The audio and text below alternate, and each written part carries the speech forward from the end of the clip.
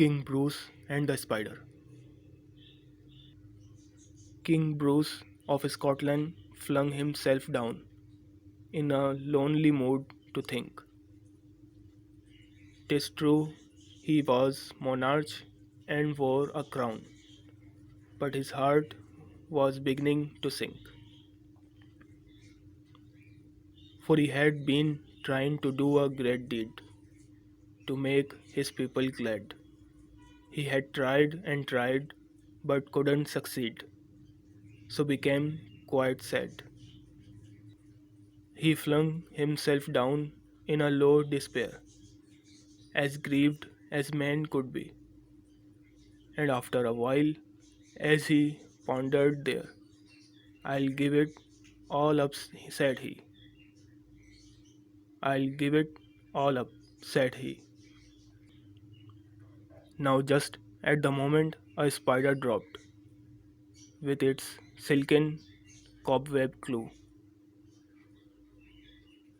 and the king, in the midst of his thinking, stopped to see what the spider would do.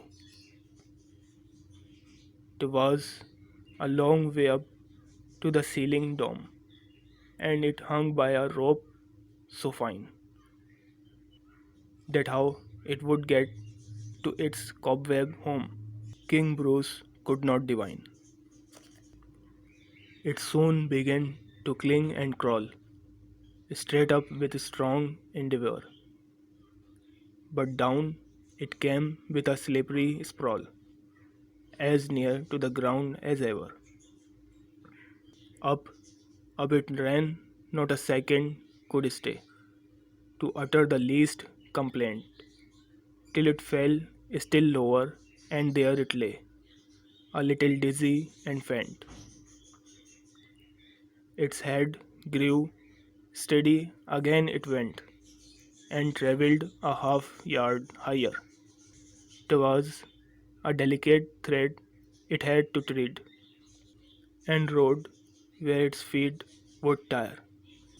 Again it fell and swung below, but again it quickly mounted, till up and down, now fast, now slow. 9 brave attempts were counted. Sure, cried the king, that foolish thing will strive no more to climb, when it toils so hard to reach the cling, and tumbles every time. But up the insect went once more. Ah, me this an anxious minute. He is only a foot from his cobweb door. Oh, say, will he lose or win it? Steadily, steadily, inch by inch, higher and higher he got, and a bold little run at the very last pinch put him into his native court. Bravo, bravo, the king cried out, all honor to those who try.